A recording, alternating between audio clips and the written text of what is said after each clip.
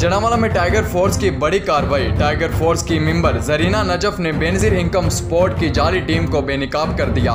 इसी हवाले से मजीद तफसीलात जानते हैं नुमाइंदा आबिद हुसैन से।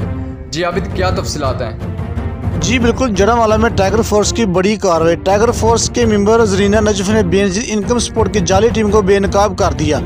जड़ावाला के मोहल्ला हुसैन नगर गली नंबर 7 में इकराम साई नामी शख्स के घर में बेनजीर इनकम स्पोर्ट की जाली टीम को पकड़ लिया गया।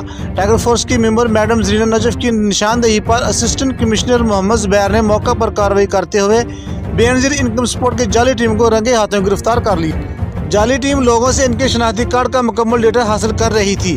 टाइगर फोर्स के मेंबर जरीना नजफ का कहना था कि इस तरह की नौसरबाज पूरे मुल्क में फैले हुए हैं। कोई भी शहरी किसी भी इस तरह की टीम को अपनी शनाख्ती कार्ड डेटा मत दें।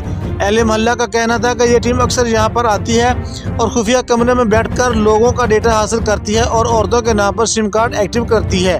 कैमरामैन टीम के साथ आबिद हुसैन, फास्ट 92 न्यूज़, जड़ावाला।